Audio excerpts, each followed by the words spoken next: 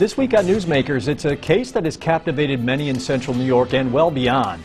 Well-known physician Robert Neulander, convicted and sentenced recently for killing his wife. Been a popular topic for social media, but today, a very rare look into the legal case presented by prosecutors to the jury of 12 men and women.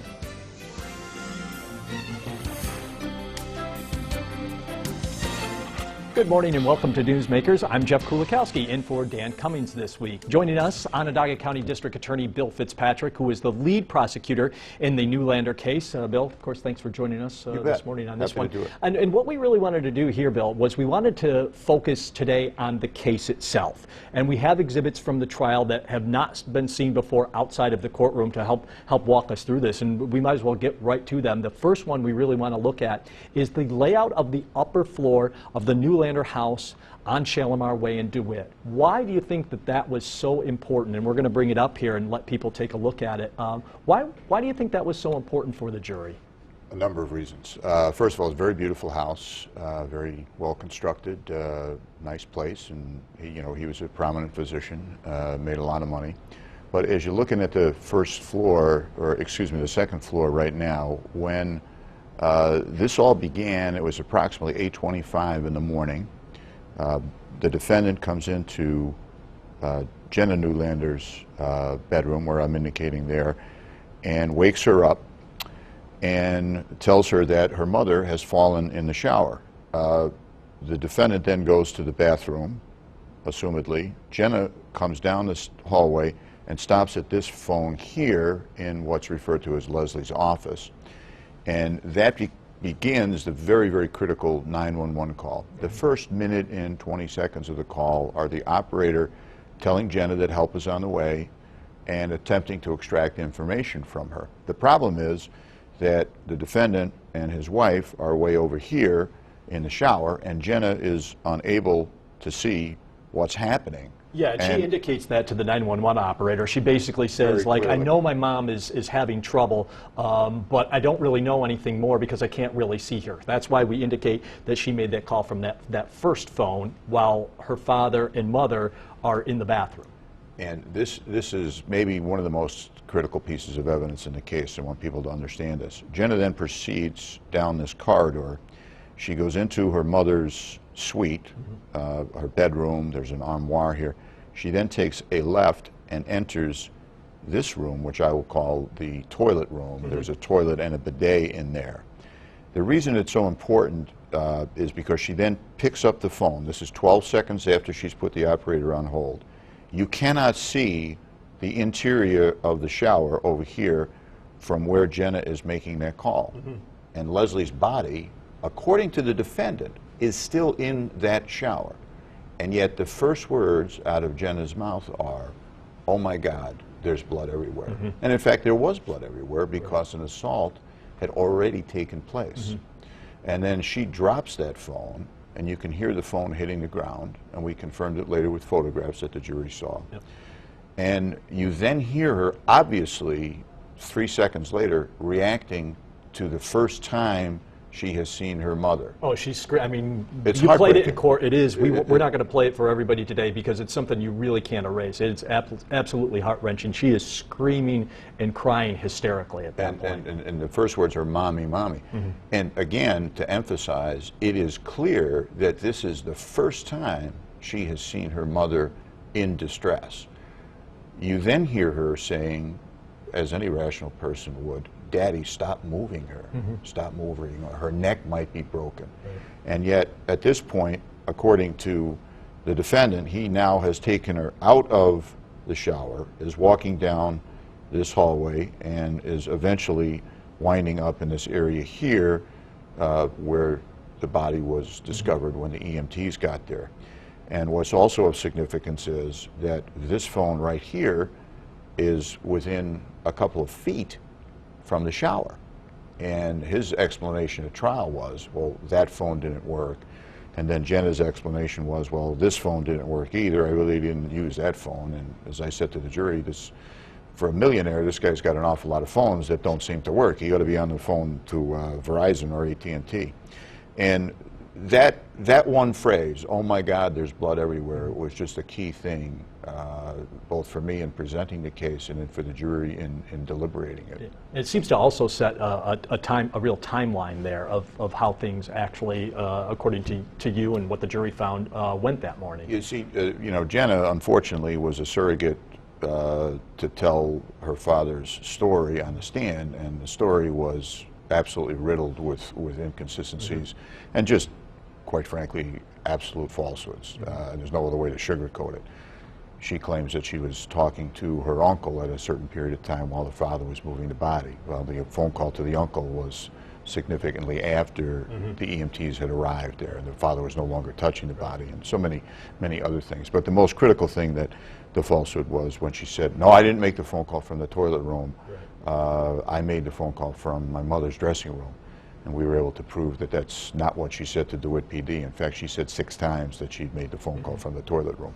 Let's move on from there to the victim's wounds, because those were also key. You showed them both in actual photographs, of which we're not going to see today because they're pretty graphic, but we're going to also show them in kind of a virtual. So if we could take a look at one of those first pictures right there, you can tell us what we're looking at, the right side of Leslie's face. That is an accurate scale reproduction of the wounds that she suffered. Now, I've been to plenty of homicide scenes, and I've been to plenty of accident scenes where people have slipped and fallen in a shower, and sometimes people get seriously hurt or even die in the shower. But when you look at these wounds, they're completely inconsistent with a fall in the shower. First of all, that big red one on the side of her head. That is a massive head wound. Now, this woman was 5'3", very petite, and the shower bench, which we'll see later in the show, is about 17 inches off the ground. It's very hard. It could cause an injury if one were to free fall right onto it, but that's absurd to suggest that she would free fall onto it. And plus, the angle of the wound is, again, completely inconsistent with striking that shower bench. And then when you look at the remaining wounds... Yeah, let's take a look at the front view of Leslie's face, because that wasn't just it. That wound on the side was not it. If we could take a look at the front of it right here. You would have to assume that a person suffering that type of massive head wound is no longer ambulatory. And yet, if you look at this, you see the red area on top of her skull, the large red area on the right side of her head. That's as a result of the blow to the head, or blows to the head, I should say. You also see a blackened left eye. That's what's called a coup contre coup. That's a bleeding into the eye socket from the head wound. That is not a separate blow to the eye. What are separate blows, though, are the blow to the left side of her forehead with some significant bleeding underneath the scalp. Also, these 2 pattern wounds on both her right and left cheek, a very serious bruise on her neck, a bruise on her upper lip, and just a massive bruise to her nose. And there's one of the bruises you were talking about on the left side of her face. It's a pattern bruise. The defense experts suggested it might have been from the shower drain, which it very well may have been, but why would her face have been smashed into the shower drain twice?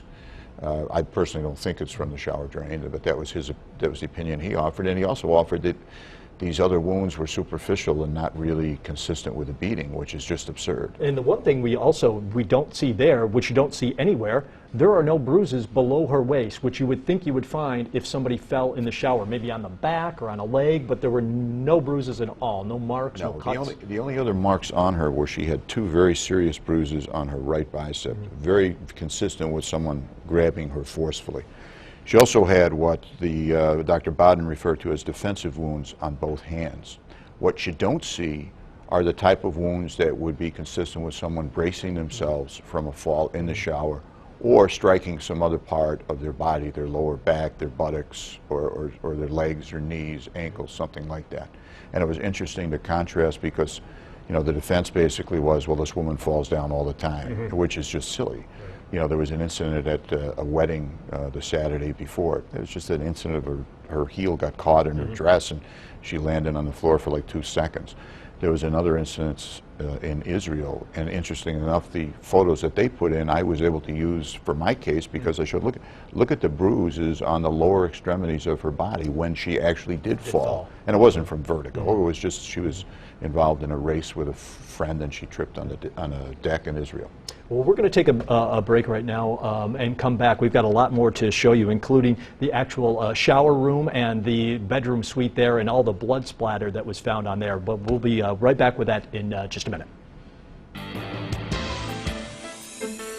Welcome back to Newsmakers. We're taking a look at the legal case presented in the murder trial of Dr. Bob Neulander. Onondaga County District Attorney Bill Fitzpatrick joining us this morning. And Bill, what we want to jump to right now is an actual photograph of the shower where they claim Leslie fell down, or where you claim the actual, I guess, fatal blow was delivered. Well, at least the final blow. Final blow, yeah. okay.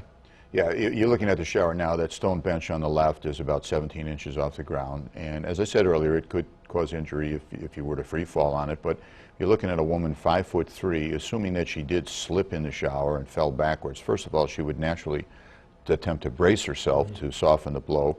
And then her head could not have hit that bench at the angle that was shown in the autopsy photos.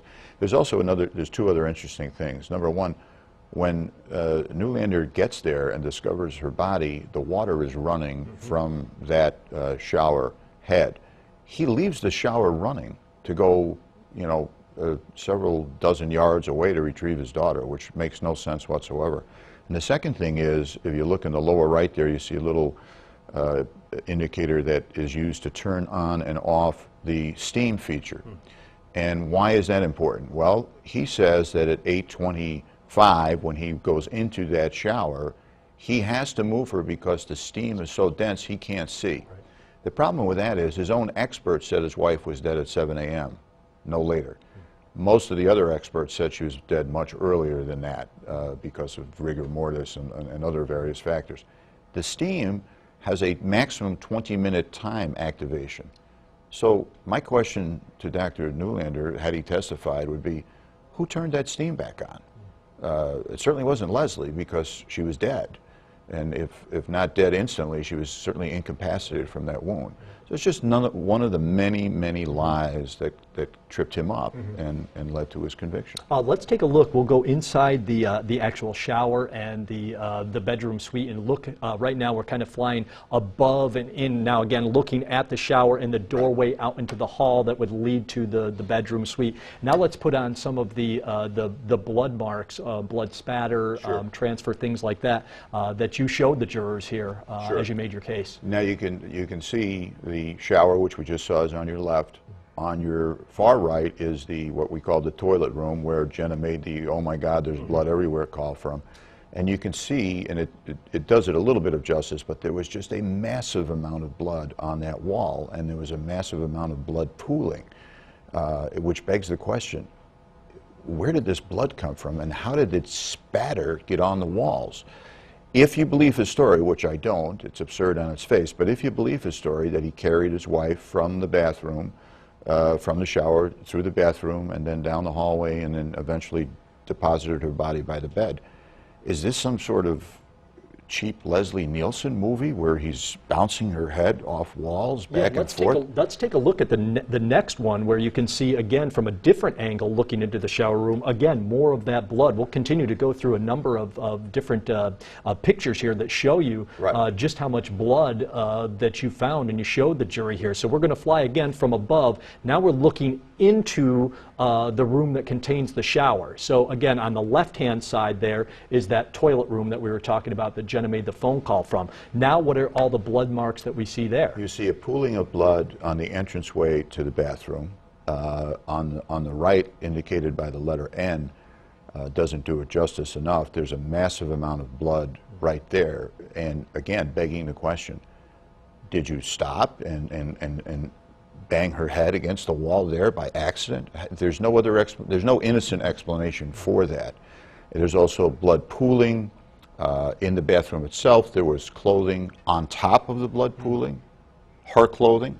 How did that happen? Pajamas, right? Yeah, it's because somebody moved it in an effort to stage this scene. Okay, let's take a look at the next one. Shows kind of the armoire section Yes. of the room as you're coming out here. Again, we're going to kind of, actually we're flying into the bedroom now, so we've walked past the armoire where there was some blood. Now we're into the bedroom, and down where it looks like that blanket or something is, that's where Leslie's body was actually found when first responders got there, and there's a lot of blood marks Yeah, in here. they actually had him move her about 3 feet, Jeff. Her head was wedged up right against the nightstand, and her right arm was wedged right against the bed. Again, absolute lunacy. But what he has to do is he has to explain the blood in this bedroom where the initial assault took place. That's why he's moving her body back there. So they found, but look at the amount of blood spatter. There's spatter on the blinds. There's spatter on the headboard. There's spattered on bottles, on a tissue box, on a photograph, on the wall, and then in a photo we'll see later, there's more spatter around that. His explanation is, well, this was carelessness on the part of the EMTs in removing their gloves. There's a number of problems with that. Number one, Leslie wasn't bleeding from the head because she had been in the shower so long that she had blood had stopped coming out of her head. But number two, every single one of the EMTs professionally demonstrated how they removed their gloves, how Actually they were did it on the trained. stand. They did it on the stand. They were trained to do it that way, and that's the way they did it that way. To say that, they're making slingshots out of them and, blood is flowing everywhere, sorry, not possible. Yeah, let's take one more look at a different view of the bedroom. And again, you can see as we fly in here and taking just a different perspective on it, her body would be on the side of the bed there again. But interesting, you can see up on the ceiling, the slanted ceiling, up on the window shades there. Almost 8 feet from ground level, that high. Again, to suggest that the EMTs did this, plus there's no blood on that little couch area there as well. And in some photos that we'll see in just a few minutes, all of this became crucial because of directionality, in addition to the amount of it. The EMT stopped counting, or excuse me, the evidence technician stopped counting when he got to 108 blood spatters just on that one wall alone. And this is obviously clearly something that the jury took into quite a bit of consideration when they were delivering. I mean, you spoke to them a little bit about it, right? Yep. So you know that they took that pretty highly into the jury deliberation room. Absolutely. Okay, we're gonna take a break right now. We have some more that we were talking about a little bit more specifically on the nightstand that was next to the bed, Leslie Neulander's bed. So we're going to take a break right now. We'll come back with more on the Bob Neulander murder trial case. Welcome back to Newsmakers. We're walking you through the prosecutor's case in the Bob Neulander murder trial. Bill Fitzpatrick joining me. Bill, we want to take a look right now at an actual photo from the morning Leslie Neulander was found, and it shows her nightstand with a number of items on there. And now we're going to show a virtual view because you can't really see it from the picture, but you can when you look at this virtually. Right there. What are those red dots on the water bottles? There probably wasn't a more important 10 square feet in the whole crime scene. If you look at those bottles, they're 2 Poland Spring water bottles, a small one and a larger one, and a lampshade. The defense expert indicated that at least one of those blood spatter droplets came from the left, i.e. from the bed. So if you believe the defendant's story that this was careless EMTs floating around or this mysterious shirt that he had on that he whipped off his body, which has never been found, nor has any witness ever seen such a shirt, that's completely inconsistent with that. It is perfectly consistent with a blow being struck to Leslie's head while she was in that bed. And again, that accounts for the missing pillow and the changing of the sheets. And you can also see the number of droplets on those 2 bottles in the graphic that we just saw. And then the lampshade itself became, again, another crucial piece of evidence. I don't want to pick on the defense expert, but he screwed that up because he was looking at the wrong lampshade, but sometimes that happens. But if you can see just a very, very tiny droplets of blood, there were 5 of them on 3 different sections of the lampshade. And the one on the far left, it could not have possibly come from a source in front of the lamp. Yeah, they're on all different kind of angles and sides of that lampshade. They're Correct. Not all concentrated. Correct. And don't forget from the earlier photo, there's a massive amount of blood spatter on the headboard and on the shades behind the bed. So clearly the initial assault took place in the bedroom, and there was some type of violent encounter between the defendant and his wife with an unknown weapon. Another key, I want to bring that photo back up one more time, Sure. the actual photo in there, because what we can see in there is a full coffee cup, a white coffee mug right there.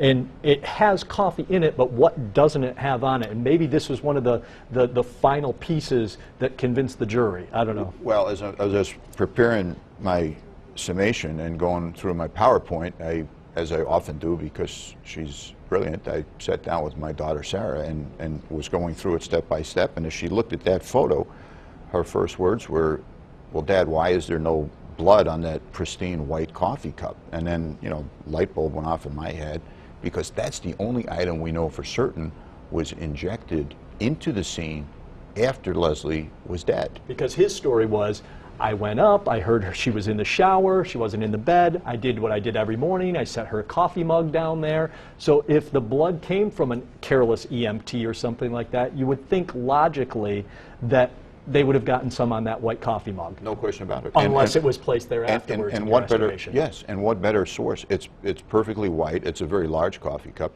Incidentally, the victim's sister, who has so steadfastly maintained that the defendant is innocent, made a very interesting comment during her testimony. She said Leslie never got out of bed, never, not one time, until she had her cup of coffee. Apparently, on the day she died, she did. Yeah. Well, Bill, we're going to take one more break here before we wrap things up on this case. So stay with us here on Newsmakers. Back on Newsmakers here, and we want to thank Bill Fitzpatrick for coming in and really sharing with us a very compelling look at a legal case. I mean, it's rare that people get into the courtroom to see this, and I think this was really pretty enlightening for people. Yeah, and I'm glad you did it, Jeff. I'm glad Channel 9 did it too. I think it's important. You know, people can opine about the case all they want, but unless you're in that jury box sitting and seeing the exhibits that we just saw. Plus, this was a lot easier, 30 minutes as opposed to 3 weeks. I prefer this format. Thanks, Bill. Okay, Appreciate Jeff. it. And thank you, everyone, for joining us on Newsmakers this week.